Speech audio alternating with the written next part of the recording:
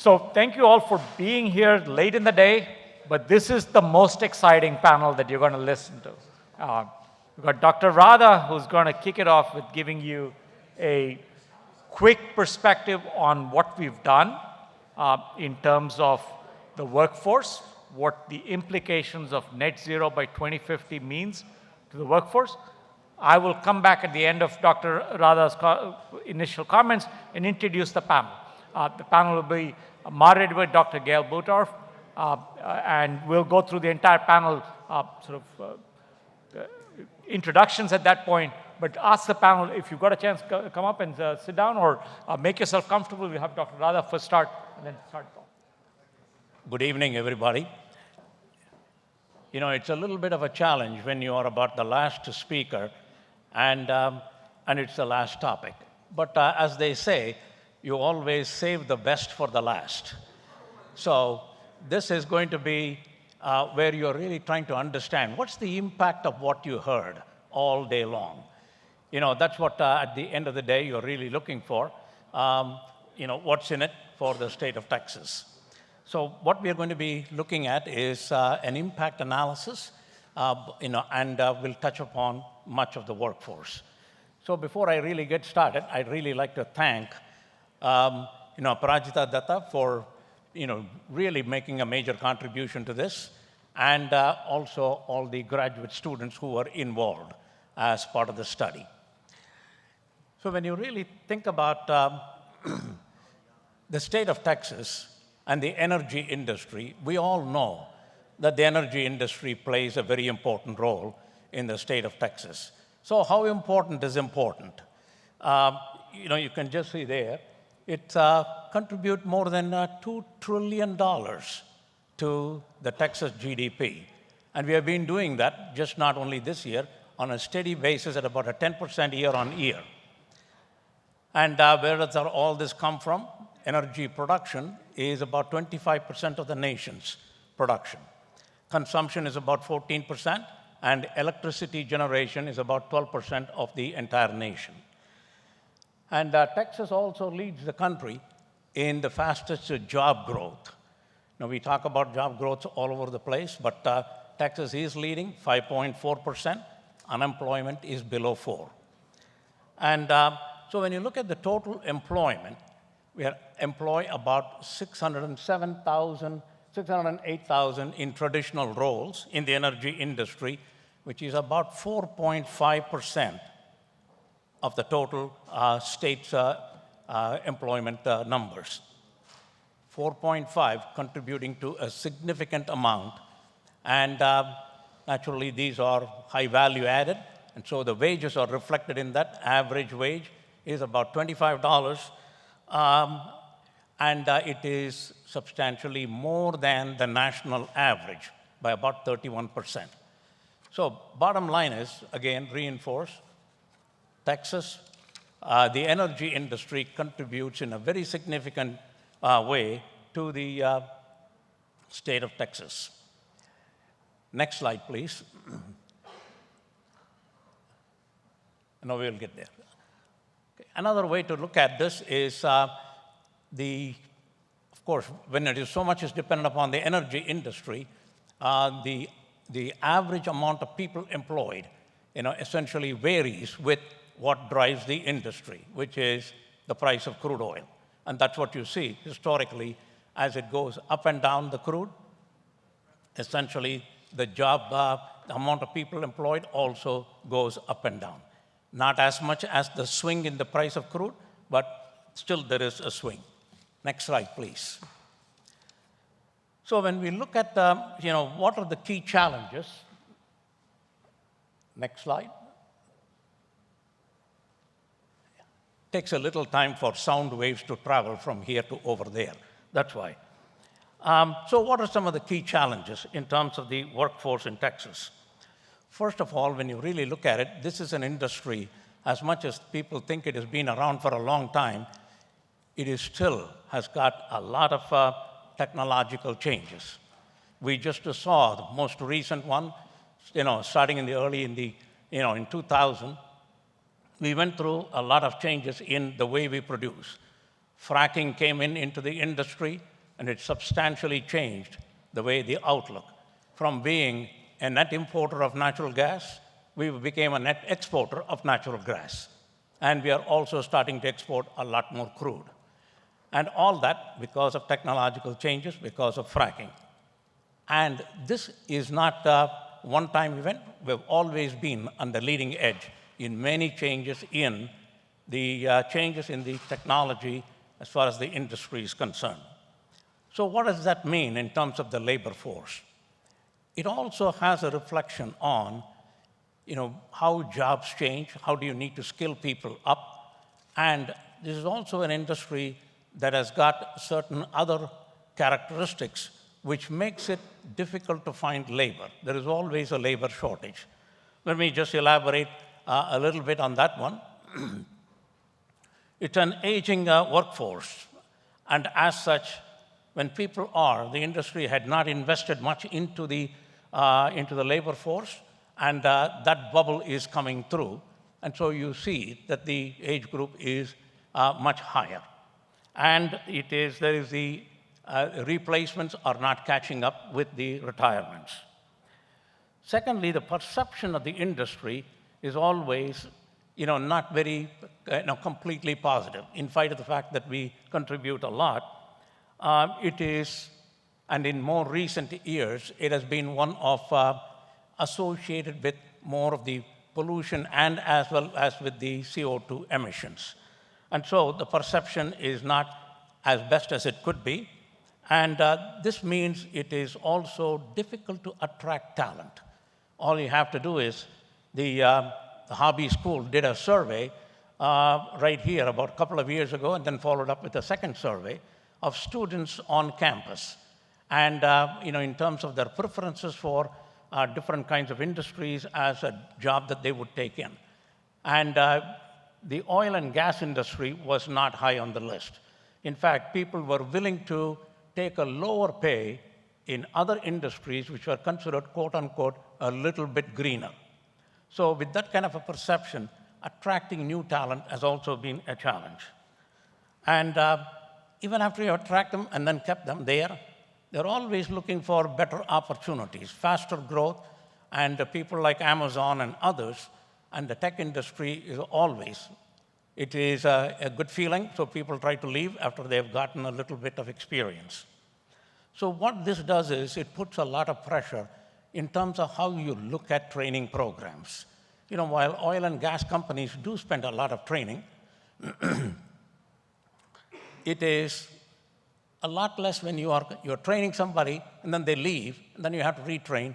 So you sort of think about twice before you decide on what kind of training you're going to be giving to these people. Finally, another thing that makes this industry a little bit less attractive is you hear about license to operate. Things like what happens in the Keystone Pipeline case, people protesting against what the industry is doing. All of that doesn't, whether it is real or not, it really certainly affects people's perception. And so the bottom line is connecting the skill development to what the job needs are. And that is a challenge. So with that, what is going on in the industry? Next slide, please. Oops, we got too far. One before. Oh, thank you. Now I am in charge, so I can change the slides when I want. Okay. So what are some of the key drivers in terms of the energy industry's workforce? You heard all through today the whole thing about the Infrastructure Investment and Jobs Act, as well as the Inflation Reduction Act. These two are starting to put a lot of money into various aspects, into investments, into encouraging new things to be done, and it is also translating into a lot of jobs. So there are several aspects in these that also provide for training, job creation, and so on. That is at the national level. It's also done at the state level. The Texas Workforce Commission, is essentially looking at job creation, how to train people, and so on. They also have lots of goals, and there are programs that are there. So the opportunity for training people, the funds, the resources are all there. What makes it a little difficult is the uncertainty. And what is the uncertainty due to? How does industry prioritize? If you knew what the industry needs are, what their priorities are, it is easy to be starting to think about skilling. Of course, there is a time lag in all of this, and that is there always. But if you knew what it is that people really want. And why is this uncertainty? Partly because people have, everybody has set net zero goals. Not every company reflects the same way. Some people have taken different strategies to really get to net zero, and what it translates into jobs, some of them are still working it out. It's not an easy problem, as you saw today. So what kind of workforce we need to really develop? Who should we be reskilling? There are lots of uncertainties on that. That is another. And then if you really look at emerging areas, ESG reporting is one. Some of you who do not know the what these things stand for, the environmental, social, and governance, this is a new requirement that is getting more and more momentum. And it has been getting a lot of momentum in the last 10, 12 years. But somebody has to do the work in order to really do the reporting of these. And that is a skill that is required. And there is not that many people who are skilled in this. People who have been working in the industry just to take on these kinds of roles without much of a background. The University of Houston has got a micro-credential program on ESG, essentially to train people in industry. And so this is an important one. The Bauer College also offers a program on ESG. The challenge is when you offer something like this, it is not like everybody understands that this is a skill area that is lacking. And so many students don't take it. And only when people take it, then they're going to be available for the industry, and then they can move on. So that is another kind of challenge. Then finally, all of this, with all this uncertainty, you think about lots of risks. What are the kinds of risks am I taking? And a good understanding of risk, how to quantify, and as such, how do we do that? That kind of a skill is also, a little bit lacking.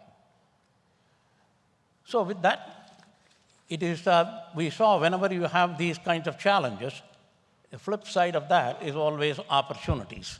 There are lots of opportunities. And, when we have talked about opportunities that are there in terms of reskilling, money that is available, question is how do we make it happen? So in order to do that, we need to know what are the kinds of programs. So you heard throughout the day various scenarios that were being looked at. 5 different scenarios, 1 base case, and then 4 different scenarios.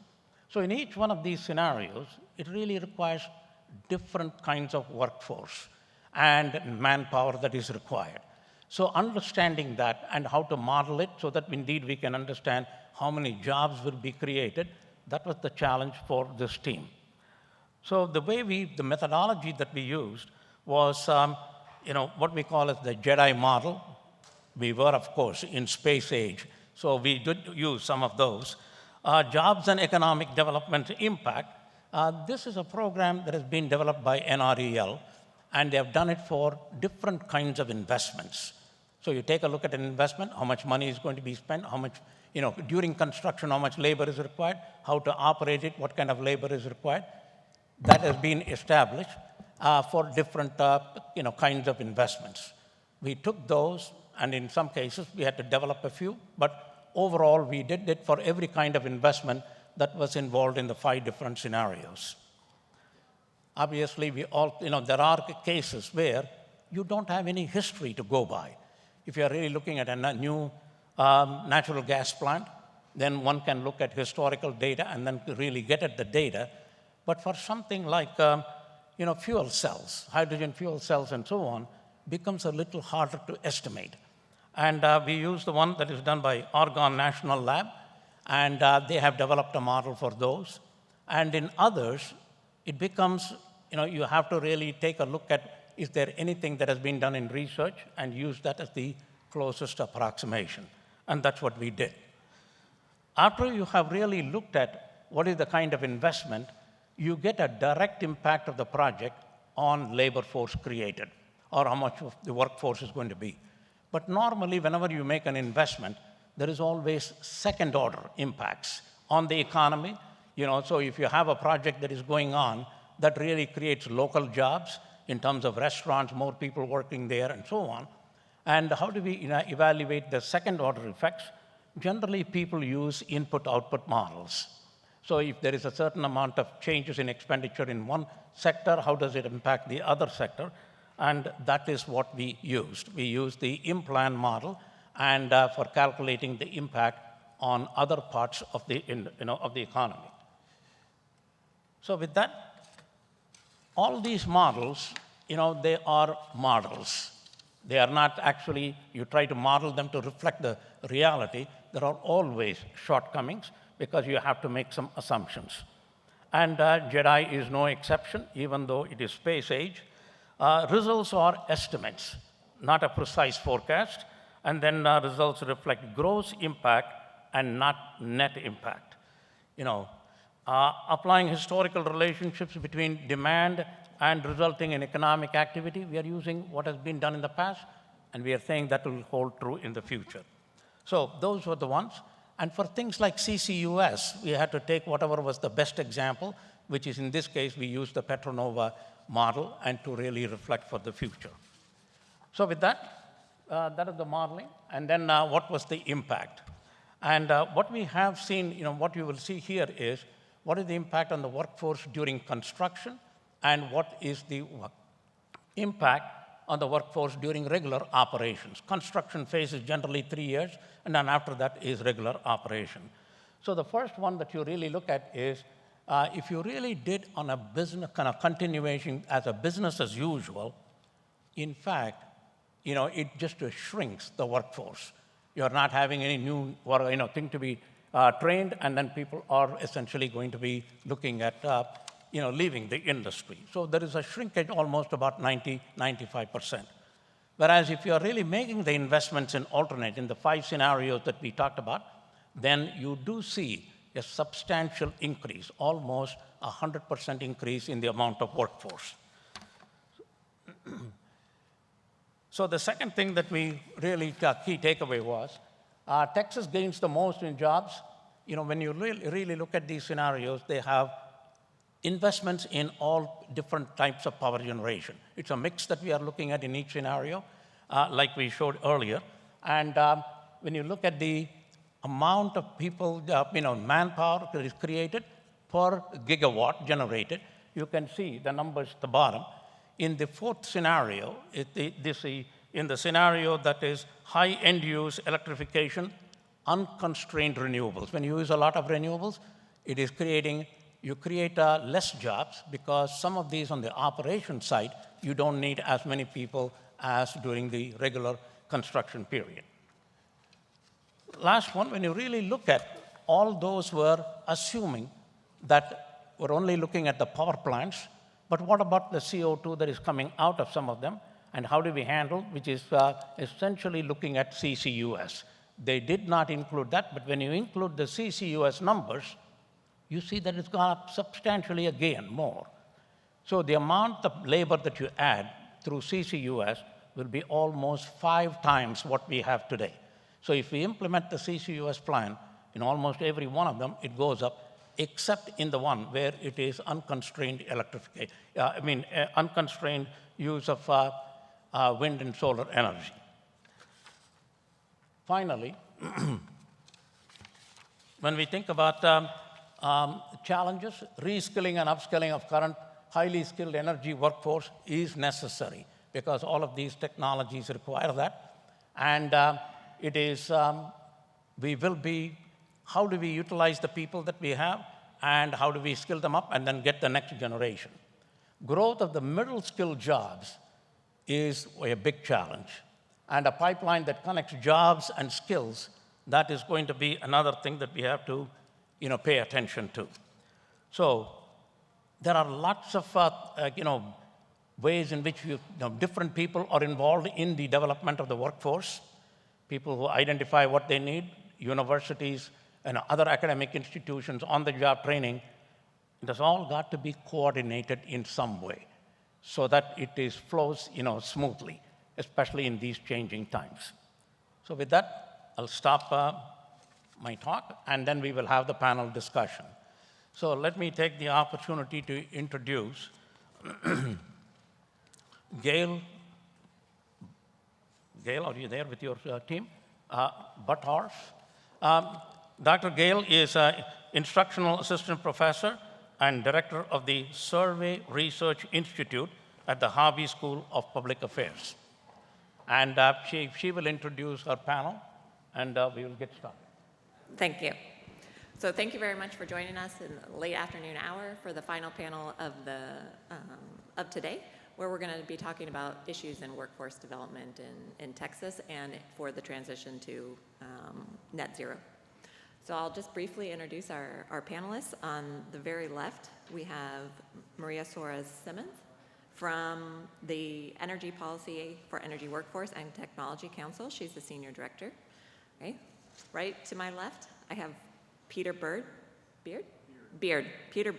who serves as Vice President for Regional Workforce Development at the Greater Houston Partnership. Directly to my right, I have Paul Pavlov, who's the Dean of the Bauer College of Business at the University of Houston. And finally, I have my colleague Pablo Pinto, who is the Director for the Center of Public Policy at the at the Hobby School of Public Affairs at the University of Houston. So welcome to our panelists. And I think they were going to spend about 10 minutes each providing introductory comments. So I'll turn it over to Maria. Sure. Are we able to cue the slides so I can just quickly run through those? I think I have the guy. Oh, you want to? Were those yours? Yep. So we'll start with you. So what I thought I'd do is, one, kind of set some context. Where are we? Okay. If you think about what workforce development is, or what economic growth occurs, it has two primary drivers. One is the size of the population, the other is the productivity, which is driven by skills and or technology. So if you really think about it, workforce development is essential, and we've got to think about it in a couple ways. One, as was kind of referenced prior, it's almost a supply chain issue, starting with one of the end users, which is the employer, to understand it. The second piece is really, Texas has benefited by importing its talent, but we're not going to be able to do that if we're going to continue to grow. So how do we kind of grow our own? And then if you really think about it, we need 100% of our workforce that's eligible to be in the workforce participating and moving up the skills spectrum that you'll see in just a second. If you really think about it, at the end of the day, we have two major populations we need to be thinking about. One is the future workforce, which is in our education system, and how are we preparing them for the jobs of the future and our economy. The future workforce in terms of, folks navigating their way through it, and then we have this stock of folks that are already in the workforce. If you think about it today, we've got about 3.2 million people in the region that are in our workforce, and about 50% of them are probably low-wage workers. And how do we help them upskill and get there, but also to the point that was made earlier, how are we upskilling the folks that are going to be impacted as we make the transition in the energy piece of it? Here are some of the questions I think about, which is, why should employers be leading this? Because they're the subject matter experts in terms of how many and of what, and the skills they need and where they source their best talent, as well as kind of how are we thinking about who should be at the table. And it was referenced in the previous presentation, it's a team sport. It's going to require everybody to be working together, whether it's education, whether it's community partners, the public workforce system, employers, and industry are all going to have to be working together. And then at the end of the day, we're going to prosper as a region if we're ensuring that the economic mobility of all of our residents is going up and supporting that. And then finally, and as was referenced, how do we develop the pipelines for emerging industries that we can't fully articulate and help people understand these are going to be good jobs going forward when we may not be able to say, here they are. And so at the end of the day, how do we think about helping people navigate the pipeline? So as you'll see, employers are at one end of the pipeline and the student workers at the other end, and there are a lot of folks there to support them. And this is really kind of why this team sport and why we need to align energy and industry together. And so if you think about it, we've begun to segment what was kind of referenced in the presentation, the skill spectrum, which is the most, and when you think about low-skilled, middle-skilled, and high-skilled, those are technical terms of art related to education and on-the-job experience. So, how do we think about moving people up this skills spectrum to ensure that there's economic mobility and ensuring they're acquiring the skills? Because we should be thinking about skills-based hiring and education, which is getting employers to articulate the skills so that institutions like the University of Houston or our community colleges or even our school districts understand what they need to be doing to prepare students to get to the front door of the employer. And so, at the end of the day, as we think about it, we've got to be thinking about how do we actually create a value stream recognizing everyone can play an element of helping people with career awareness, career preparation, getting them to the front door of the employer. How do we have a conversation with employers to ensure they're thinking about how are they upskilling and retaining and growing their existing workforce? And this gets to, I think, something that the previous presentation referenced. It's also about risk mitigation and risk sharing. We're getting ready to help people think about entering new occupations and careers. How are we going to ensure it's not only the risk of making that step is not only on them, but it's on the employer, it's on the educational institutions? How are we thinking about risk sharing and mitigation? And at the end of the day, we also should be thinking about, do we really understand the users of our talent pipeline? Do they understand the opportunities, the pathways they can choose? We did some user research with parents and students, but we also did some user research to understand folks that were displaced by the pandemic. And we've got to be thinking about, there are folks that are new to the workforce that are coming out of the education system. There are folks that may have stopped out. It is much more complicated than it has ever been to kind of get back into it. How are we helping that Mayday mom get back into it? There are folks that also face challenges. How are we helping them get over, whether it's a criminal background or other challenges to do that? And then, as was referenced, we've got highly skilled folks that are potentially going to get displaced. And how are we helping them understand, here are the pathways, here's the support you can acquire or obtain by working with various partners to do that.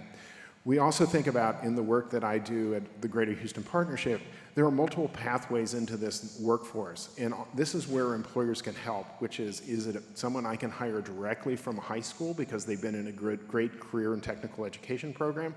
Is it someone who needs 2 years of technical education that's at a community college, or do we need them to have the engineering background?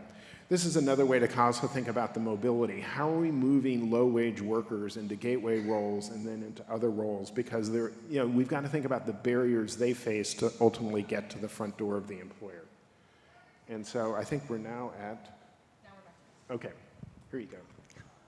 Thank you. Okay. So I feel like in the past couple of panels, I've heard a lot about collaboration and looking at how different entities like universities and businesses and government kind of play together. And so I'm here to share a little bit about the perspective from a trade association. And so I'll just talk a little bit about what we are and who we represent, and then kind of the context in which our companies are working in. And then lastly, really focus on the workforce development piece that we do and how it is that we're addressing certain challenges. So I work for the Energy Workforce and Technology Council. We are the largest trade association for energy service and technology companies. Those are historically known as oil field service companies. You probably recognize names like Halliburton, Schlumberger, Baker Hughes. We have over 350 members. So those big members all the way down to kind of mom and pop drilling companies out in like New Mexico. And so we represent a workforce of over 640,000 workers in the US, of which almost half of those are based here in Texas. And so the bulk of what we do is really focused on government affairs, which is the team that I am on, and the lobbying activities that we do. But the other half of what we focus on is workforce development, and so I'll talk a little bit about that. So just to set some context in which our companies and our industry and our sector is operating in, we have to talk a little bit about what's going on in the energy economy. And so thinking about that kind of from a supply and demand perspective, and I'll just quickly go through this. I mean, we hear all the time, and I don't think this is going away, that we just need more. We need more energy, we need more oil and gas, we need more renewables. Everyone wants more access to cleaner, more affordable, more sustainable energy. And so that's kind of the demand side that we're seeing, right? On the supply side, we are clearly still facing a number of challenges from 20 years ago, from 10 years ago, from 2 years ago. We're trying to still come out of COVID-19, and then we have the Russian attack on Ukraine that completely upended oil markets, and so that really impacts the way that oil field companies are able to operate here in the US, and the pressure that is put on the US energy industry to produce more oil, right? So kind of shifting towards the topic of workforce development, and I think it was covered by Radha earlier today, or just now, we know that the labor market is tight. It is very clear that during the pandemic, we lost a number of people as demand for oil and gas, and people weren't driving, and Asian markets weren't moving. Production had to shut down, and so we shed a number of jobs, and we have not come back to the full amount of jobs that we were at pre-pandemic. So one of the other things that Radha talked about, and I think is very kind of critical too, is so we're trying to come back and bring these jobs back, but the industry is also facing kind of a reputation issue, whether that is deserved or not. You know, we like to talk about how our jobs are great paying jobs, and I think you saw that on the slide earlier. They're 30% higher than other jobs kind of nationwide, and sometimes that messaging is lost in translation, and so it just has a negative impact on recruitment. So looking at those challenges, what is it that we can actually do? And so for oil field service companies, the challenge is particularly acute when looking at recruiting people and recruiting a diverse slate of people to come work for our companies, because a lot of our jobs are in the field. They are out in the Permian. They're not in offices here in Houston. They're in like North Dakota. They're in, you know, kind of remote areas that aren't necessarily equipped to host a wide variety of diversity of families of people. And so that can make it kind of difficult. What we see is that companies that are going to be successful in the future are taking their existing workforce and upskilling them, and we've talked a little bit about that, so that people who join the workforce know that there is a path kind of forward. They are gaining skills that are applicable to oil and gas now, but they're going to be applicable to renewables in 5 years. If they want to go into nuclear, they're also applicable. And those, I think, are also critical when we think about the increased digitalization of everything that's happening in the energy industry.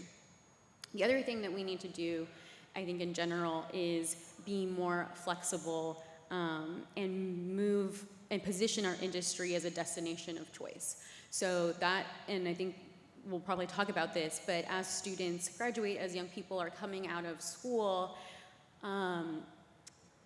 being necessarily out in the oil field like 7 days a week, or 14 days a week, or not having flex work policies, like when they're in the office, they have to be in the office 5 days a week, when other companies, especially like in tech, are completely remote. You can work from Europe if you want, just as long as you get your stuff done.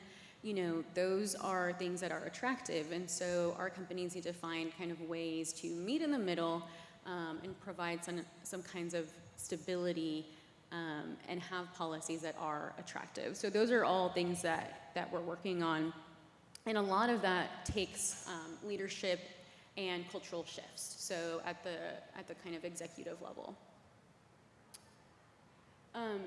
So one of the things that we have done at Energy Workforce that I think speaks to how we are trying to work on attracting and retaining and advancing workforce is provide tools to our member companies that they can use to make improvements and therefore be more attractive. One of the tools that we developed was the 2018 Inclusion and Diversity Study. So it was the first of its kind to focus on the gender diversity in oil field service companies, so in oil field service industry. So there are studies on gender diversity in the energy industry writ large, but not specifically to oil field services. So we published this survey, and then from that we developed a toolkit, right? Because you can have the survey, that's great, but if you don't actually have tools that companies can implement and make improvements on, then what are we doing? So we developed a toolkit, and we developed a workforce development program that people can enroll in. It's a year long. They have mentors, they grow. And we also, importantly, set a target of having 20% women in the industry by, I think it was 2020 or 2021. So in 2021, we revisited that study to see how gender diversity had improved or changed or what had happened. And then we also added an additional baseline for ethnic and racial diversity. And that was also the first of its kind that had ever been done. And so we identified key gaps and identified tools to help close those for women and ethnic minorities.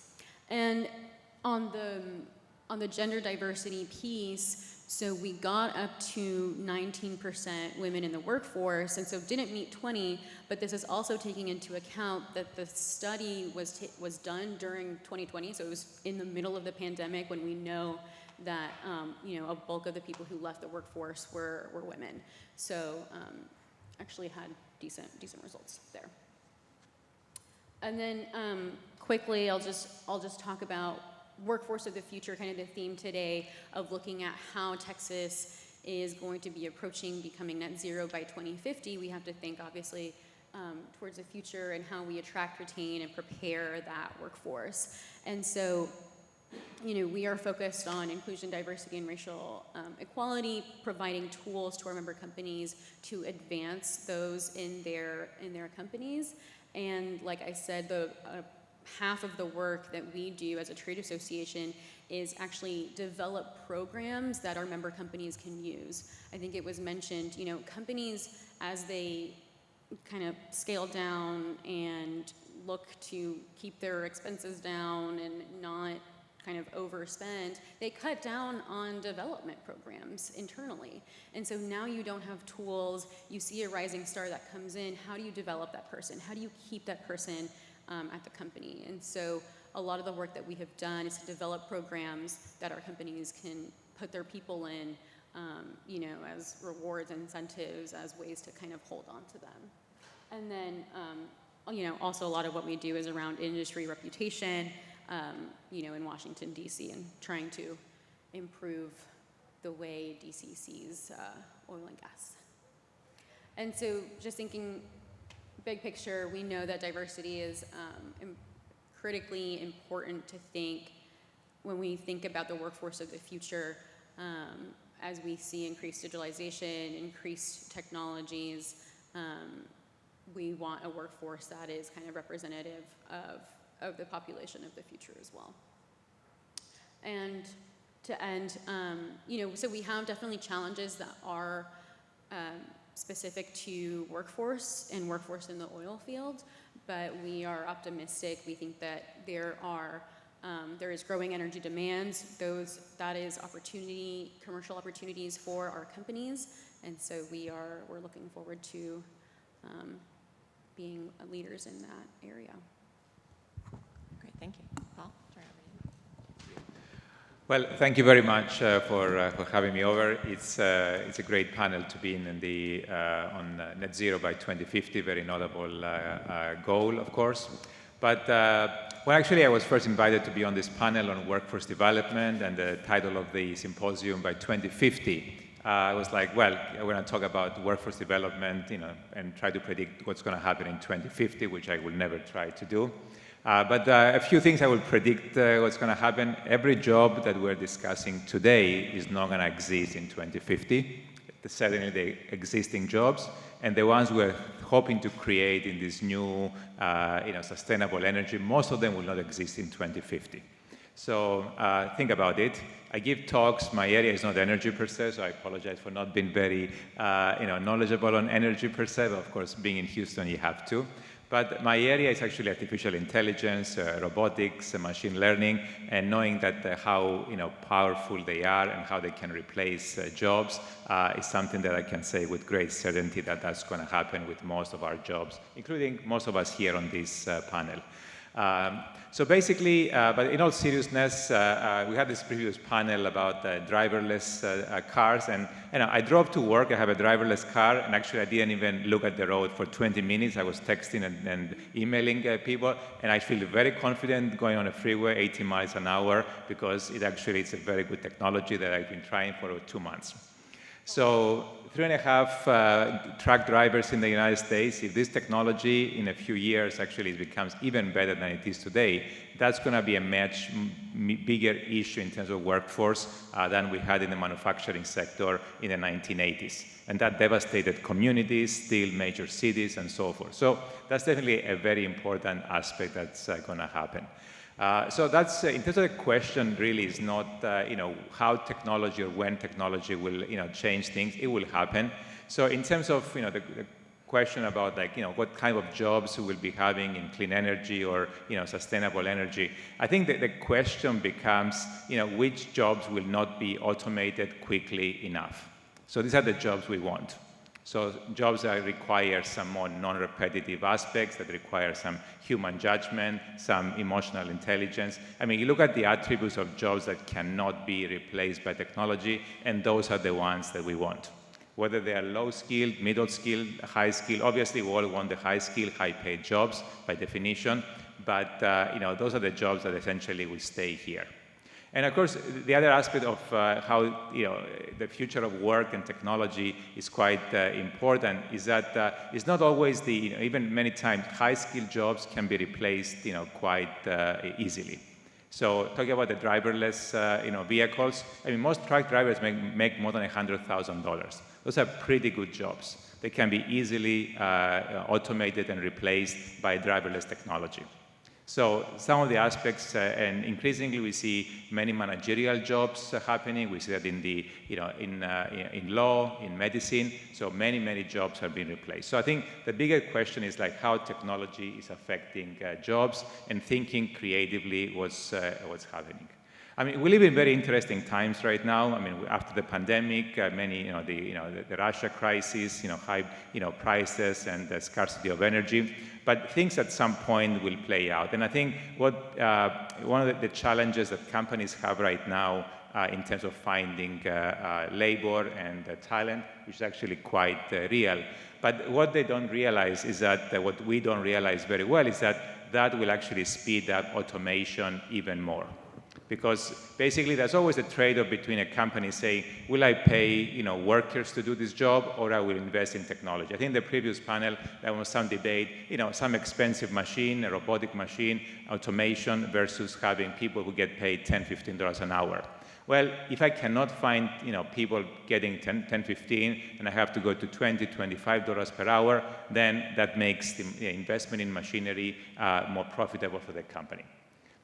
And ultimately, I think companies are there to maximize shareholder value, not to employ people. So being a business school dean, I tell people that's what companies do. So eventually, energy companies, at least the ones that actually are successful and profitable, are the ones who are going to try to automate as many jobs as possible.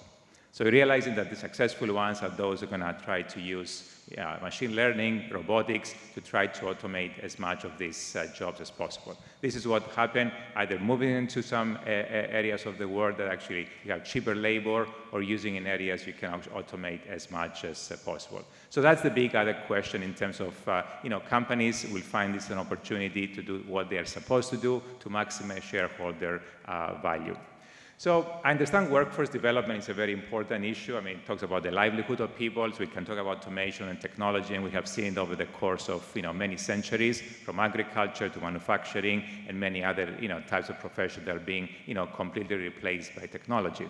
So basically, how we move forward. I mean, the most common question I get when I talk about artificial intelligence is a universal basic income.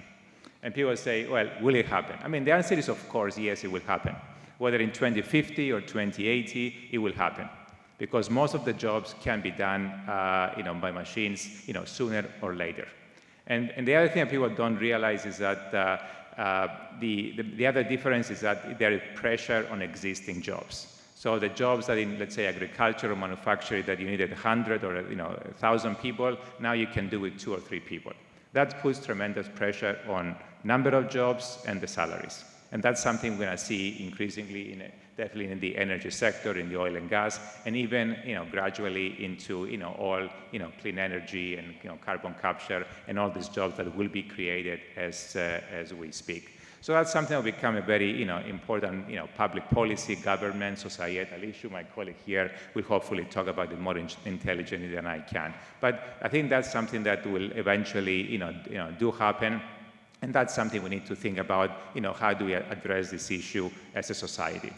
Of course, I tell people, irrespective of your job, you will have some of these pressures, and unless you're on the side of actually designing technology or using technology to make yourself and as a person, as an organization, more efficient, this is what needs to be done. So the other question that the energy sector, especially if you're going to be in the net zero, is actually more how we use technology efficiently, how we as individuals, talking about workforce development. I'm a very, very big proponent of, upskilling, reskilling, and so forth. So those who actually manage as individuals, as companies, to reskill and upskill themselves so they can actually, augment their intelligence or their efficiency, their productivity using technology, are the ones that will be able to succeed in this, emerging, workforce. So that's something that universities, trade schools, it has to be a team effort.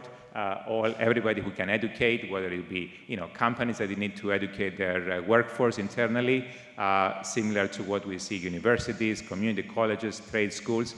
All of us need to think about reskilling, upskilling, because continuously this evolution of technology will actually accelerate every year that does pass. So that's, I think, one of the big things that we need to do, focusing more on, kind of certificates, ways actually we can, support new jobs, as opposed to focusing on traditional undergraduate and graduate degrees that at some point will become, less and less relevant. As, it used to be that, you had a career over 40 years, the same job, and you are fine and retiring very nicely. I mean, that doesn't exist. You probably need to change 5, 6 careers in a lifetime. So after you get your first undergraduate or even a master degree. So that's something that we need to think about and work very closely with industry and see how we can upskill and reskill the continuously changing workforce. So I'll stop here just to conclude by saying that this is what we're thinking about, how technology changes the nature of the workforce and how we can, as society, as organizations, as individuals, we can actually adapt to these, very changing trends. Thank you. Thank you so much. I'm not sure if I have my slides. If not, I can talk over those results. I mean, I don't need the slides. It's basically revisiting some of the issues that Professor Rada talked about on why business as usual in the energy transition might not work out. And this is part of some work that the Hobby School and UH Energy did together based on student surveys that we ran, it's like over the past few years. The most recent one in March and April 2022, where we're looking at workforce choices by students of the University of Houston who are considering jobs in the energy sector. So we did this survey, it's like with the assistance of faculty in most colleges around campus. We had a special emphasis on trying to get a sample of students in petroleum engineering and other areas of engineering, but also the Law Center, the Bauer College of Business, the Social Sciences and Humanities. And the reason we do this survey at the University of Houston is because many of those students are likely to become potential employees in the energy sector, being the energy capital of Texas and the world. And one of the main issues that we wanted to consider is how do, it's like these issues of transitioning into a sustainable energy future affect those job choices. And again, it's like Dean Pablo presented a very compelling story about what the long run would look like, right? And as a very renowned economist said, in the long run, we'll all be dead, right? So we're considering what happens until we get there. And this is the emphasis on the energy transition, and that's what we're looking. So it's a sample, it's like representative of students in the University of Houston, both graduate and undergrad, including professional schools.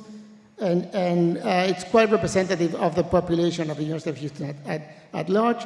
And so one of the things that we did is ask students how they perceived, it's like companies, it's like engagement in environmental, social, and governance stewardship standards as a decision to choose whether or not to work for a company. And what we found is that roughly 40% of students said that they would be willing to take a lesser job in a company, it's like that prioritizes ESG standards, right? Only, it's like 20% of students said that this played no role in their decision. The other, it's like said that it's depending on the conditions. Roughly, it's like 66% of students said that it's important for them that a company has environmental and social and governance standards, and we see that the university is approaching these by creating these, micro-credentials and certificates, to understand what's going on in that base. Roughly 40% of students said that compared to other factors for job choices, it's like environmental responsibility was central.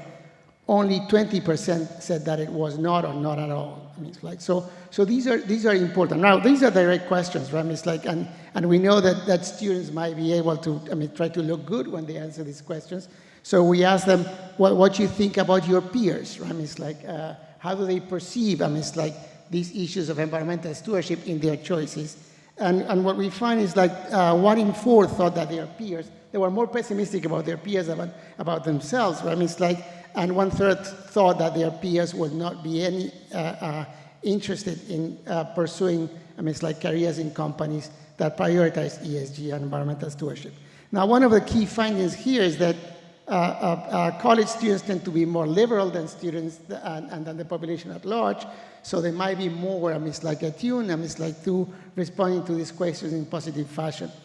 We didn't see much of a large difference even among the conservative students in our student body. It's like in terms of their choices for these conditions. It's like, and a plurality of even conservatives said that it's important. It's like a majority actually of conservatives said that it's important for companies to engage in environmental standards.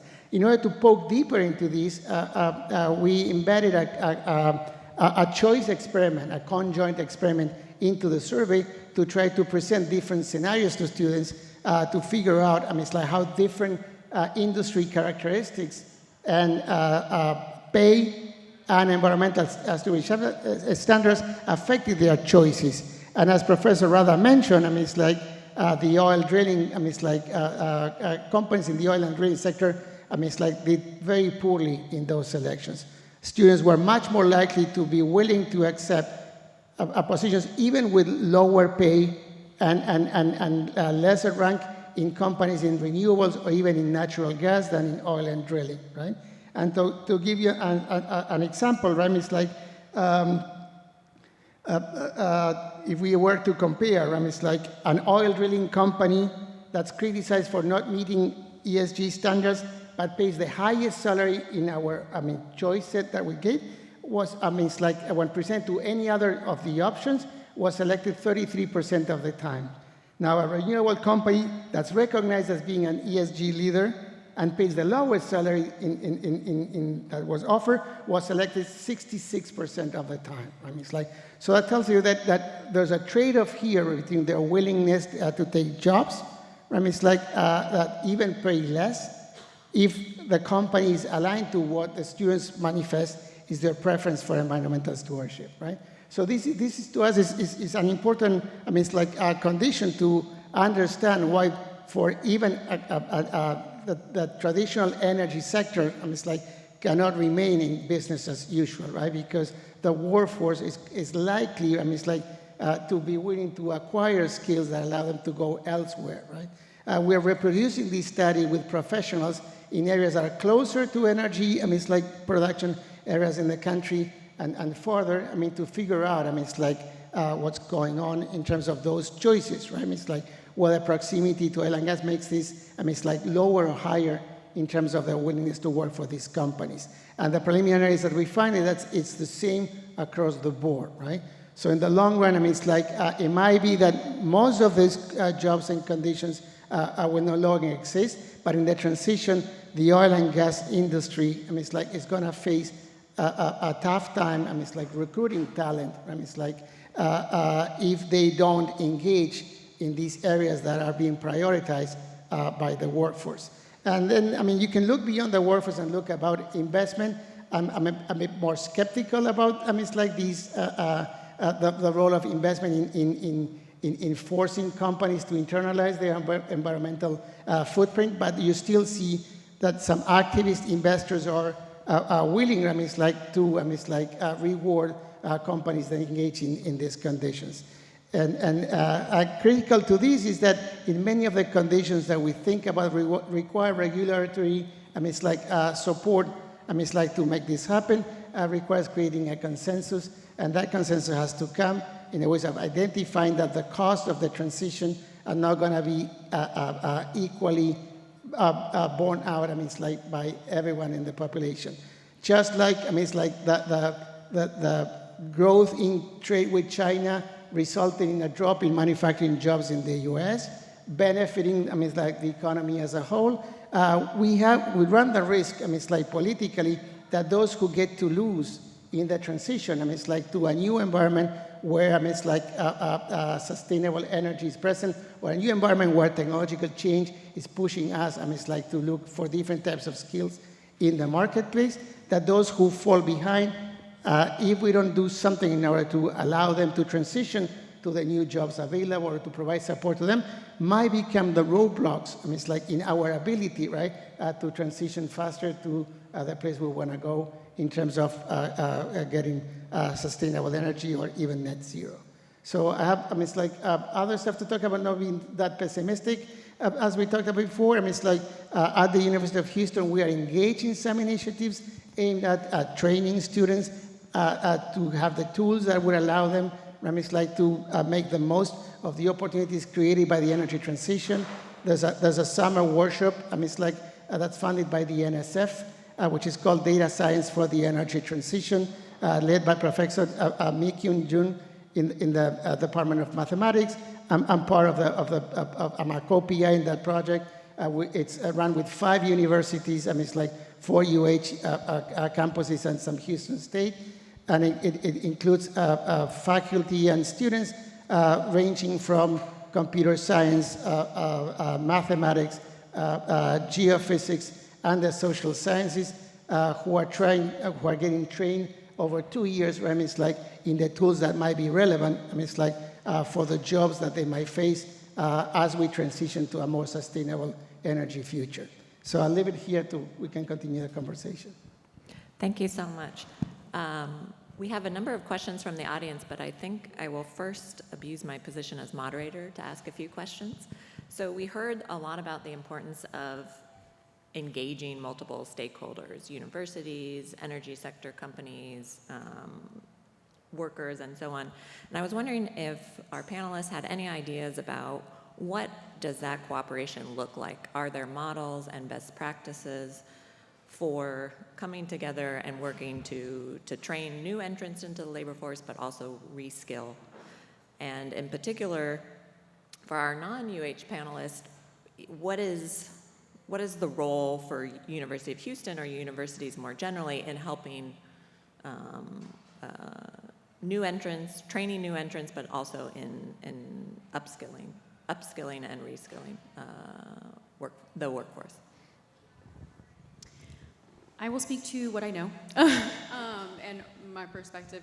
I mean, I think there are partnerships, I think, already out there with like trade and vocational schools. And I think that that's a critical component for when we think about kind of reskilling or like the technical aspect of the work that is happening in the energy industry.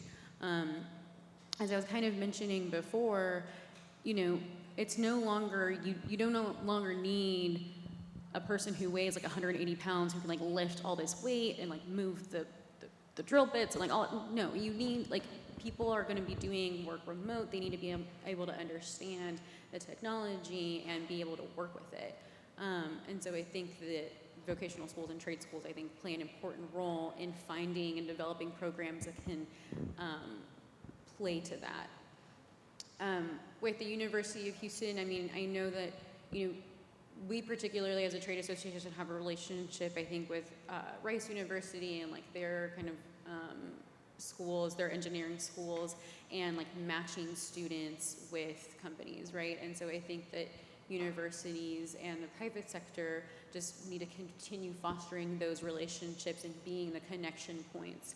So often, you know, when people are coming out of undergraduate, undergraduate, there's so many jobs out there, there's so many companies out there, and yet you can't land anything. I mean, I graduated from undergrad in 2015, and it was like there's a connection missing. And so if you didn't have somebody who could like help you with like your resume and like help connect you to someone, you just kind of fall through the cracks. And so I really think that there is a kind of an imperative for the corporate community and universities to help kind of close those gaps and get people into the workforce more quickly. There's people who want to join these companies. There are students who want to join traditional oil and gas, but sometimes we miss them when it comes to recruitment. So thinking about those things. Sure, that's great. Anyone else? Peter? No, I think part of it is really, you know, you've got to create the collective table because let's face it, we all talk very different languages. Business and industry talks one language, higher ed talks a different language, public education talks a different language, the public workforce system. And if we're not all at the same table, we can't translate that. So you almost need this collective table with a translation function to say, let's think about this. And to also get to this point, I think, you know, this idea that the world is changing at an accelerating pace is going to require us to think very differently about degrees and credentials because employers are eventually going to go like, I need these skills and I'm going to articulate these skills in a certain way and I'm hoping that someone shows up. Because when you think about it, the employer faces 4 major pain points that we've all kind of hinted on. I want to access a qualified applicant pool when and where I need it, go into spatial issues. I need to get them to full productivity as quickly as possible. I need to be able to grow and retain them, and then the diversity, equity, and inclusion goals. Those are the pain points employers face today, and they're going to face increasingly. And if we're not getting everybody at the same table that touch that talent supply chain, then we're not going to be able to, people are going to miss. We're going to put people at risk of going down certain paths, and we're going to put employers at risk because they're going to go like, I can't find the talent. I'm going to create my own solution, which is hugely inefficient. That's great. One thing I want to pick up on is, do you think the universities are the best, I guess, position to play the role of that collective table, or within universities, a group like UH Energy, for example, to play that, you know, I guess the coordinator of all of these. I mean, anyone could play the role. I mean, an industry association, a chamber of commerce, an institution of higher education. But part of it is to be able to give the space and get out of kind of the brand of what you care about. My most effective relationships in trying to build the talent pipeline is to go where the employers already are. So it's the trade associations, it's, you know, a chamber of commerce. But I think anybody can play it, but they've got to understand they're going to play almost an honest broker role, which is very hard with a lot of educational institutions because they get competitive and they're like, well, but it really has to be this team sport. And it's about credibility and listening. That's great. Paul, you want to? So I think that, again, the presentation by Professor Rada touched upon some of these issues, very well. So it's really hard for companies to invest, it's like in developing talent if they think they are not going to benefit, from the return on that investment, right? It's like, and that's why I think, it's like that these partnership between trade associations, it's like organizations, the private sector, and universities is going to be very fruitful. And it might require not just, the basic training. We'd still need to train, college students into basic functions, right? That then allow them to specialize in the different skills that would require in the marketplace. I think that that part, we have to continue doing in units of higher education. But I think it's at a later stage. It's like when we start looking at the micro credentials that are needed. It's like for specific activities where this back and forth between, trade associations, businesses and universities can play out. And there we might need, some forms of subsidizing these activities, right?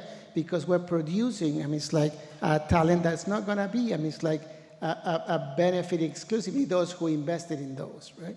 The companies, and the like. So in that sense, I think that there needs to be a pool of support that allows us, to identify the skills that might be needed to deal with the technological change that Dean Pavlov talked about. So those are the areas where I do see that this interaction between the university, trade associations, and companies can play out. And I think the University of Houston is doing a lot on that. So the idea of working on experiential training and rewarding students for engaging in experiential training are connected with nonprofit organizations and businesses, to provide this hands-on experience where we can provide some learning in the classroom with a hands-on experience in the workforce are going to be very consequential. Yeah, well, great points throughout. And one thing I would add here is that, at least, from a university business school perspective, at least, when I say, who's your customer, I don't see the students as a customer. So I see that, the companies that hire the students being the company. So the trade associations, by extension, is my customer, assuming that they represent the companies, and they're looking at what these companies want to see in terms of talent. So we're in the business of creating talent, through education. And so basically, I need to learn, what are the skills that need to be, that industry needs, and they're emerging, they're changing. Technology, as we discussed, makes them, quite, different every year. So we have to continuously develop the capabilities as an institution to provide those skills. So, my personal view is that, we need to collaborate. We don't have all the expertise in the university under one school, under one university. So, and especially if you're looking more into non-degree options, because I think increasingly they will become more important. At some point, we have more restrictions, more competition at the undergraduate and even graduate level. But as I think there has to be more emphasis into non-degree, upskilling, reskilling. That's why we need to understand more how things are happening. We have to differentiate the focus on, what is a vocational school versus a university. So we're more here in the, creating knowledge and also helping, in the robotics and the machine learning, in actually creating the actual jobs themselves, as opposed to just saying we're going to upskill somebody who can go from a, a low-skilled profession to some, higher level skill. So that's probably something that other institutions can do, and probably they can do a better and cheaper job at doing so. So basically, we need to identify the various, professions, the various areas that need to be upskilled, reskilled, or, completely, revamped, and see what is the best way to produce that. So, we're in the business of collaborating or trying to help, the community, helping individuals, helping organizations, helping, society. So in that sense, hopefully we can find a way to work things out. As kind of the workforce has been changing, we're moving into, new forms of energy that require, different types of professions. And I think that needs to be a concerted and collaborative effort. That's great. I mean, one thing that we've all touched on, and I think we're probably all in agreement about the role of non-degree programs.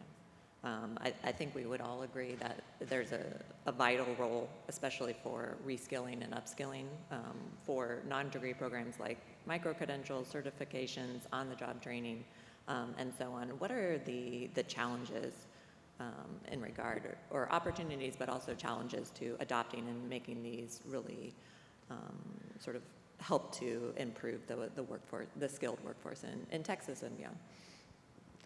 Anyone? Let me say a few things, something, because I mean, I'm involved in some of this research on this topic, and actually, it's not so much we don't have the knowledge or what needs to be trained and so forth. I think the biggest challenge is cost. And cost in terms of not the monetary cost, because sometimes that can be subsidized from companies, from governments, because governments and the companies want the talent or want people not to be unemployed or underemployed. But I think it's the cost on the individual. Sometimes we say, okay, go and get upskilled. Okay, seriously, how much of us are interested in going to school for even 3 months, 6 months to be upskilled, especially if the incentive is not clear?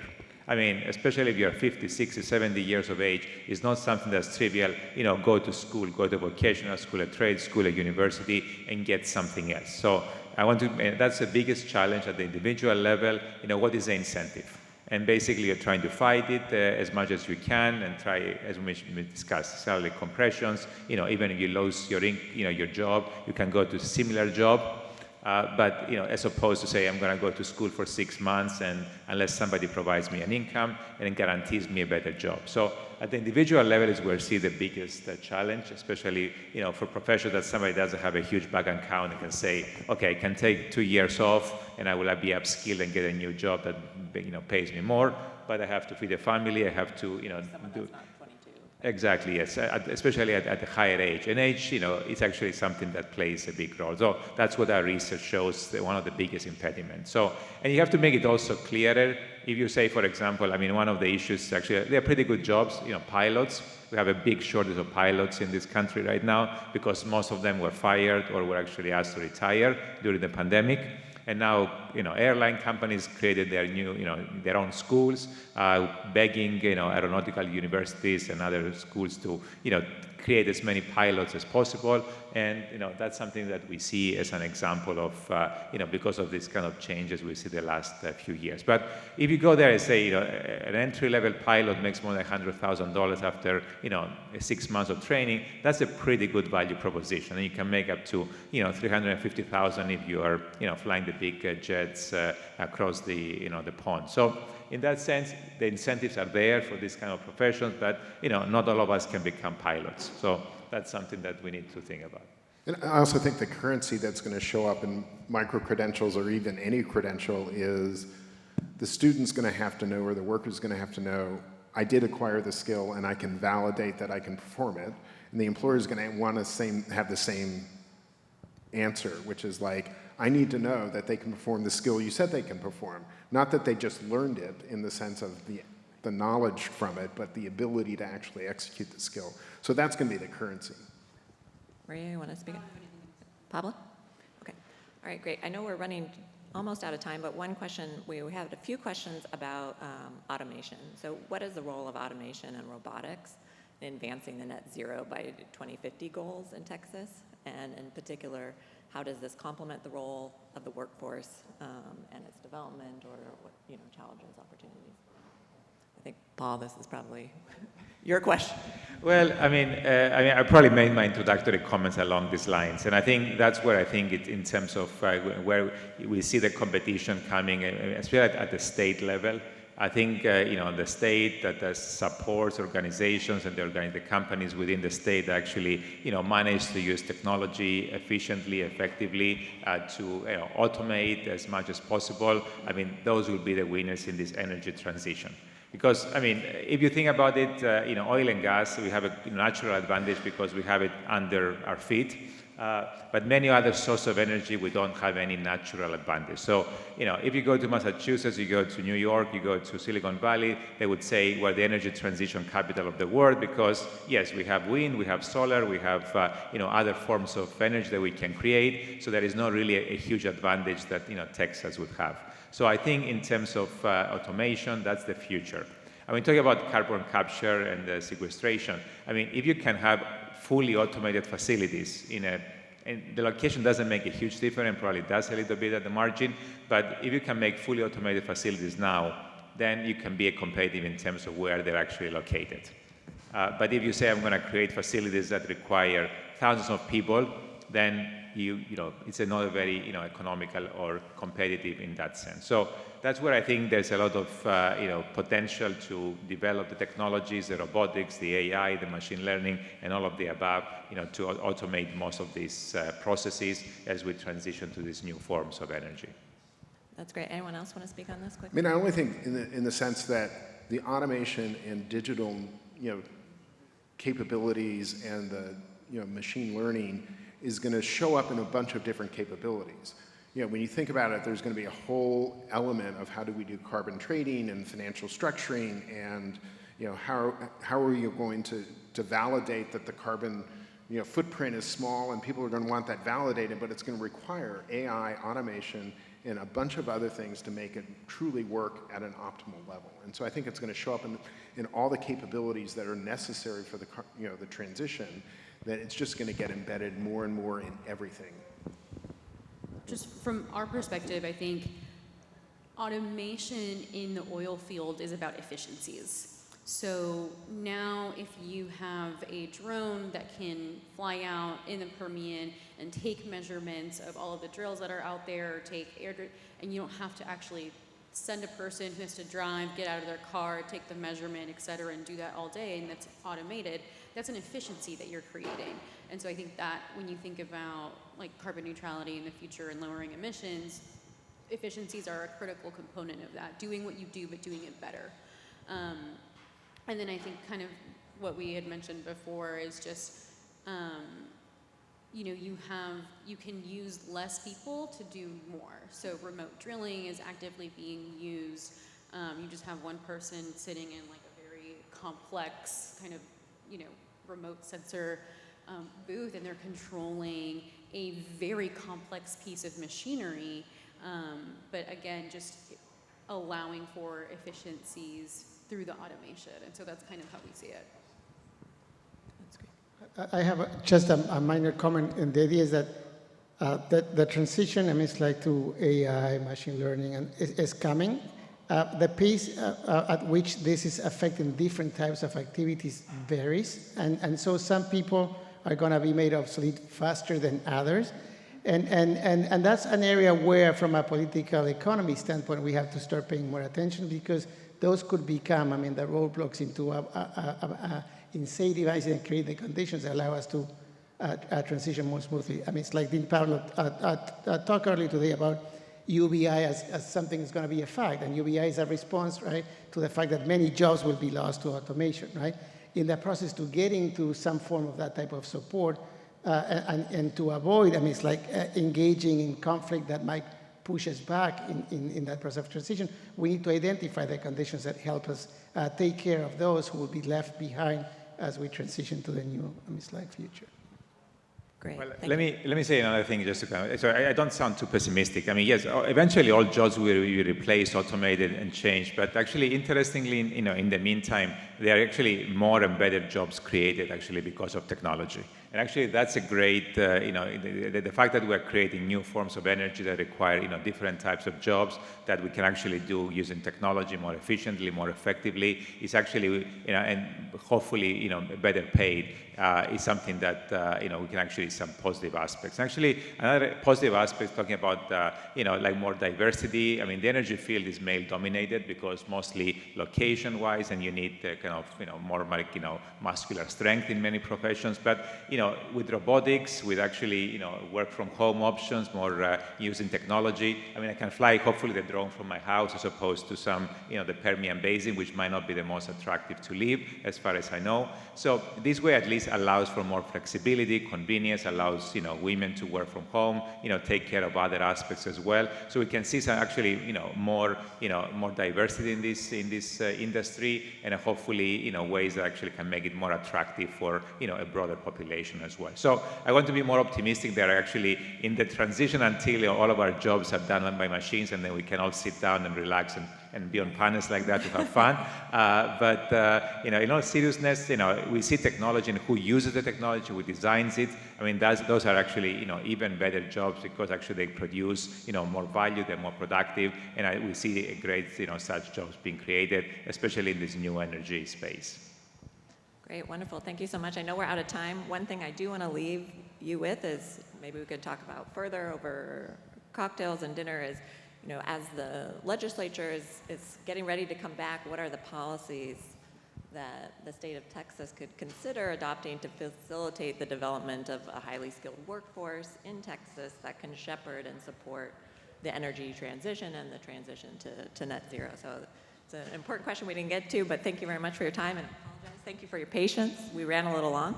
No, thank you, Gail. Thank you for such a wonderful job of moderating this panel.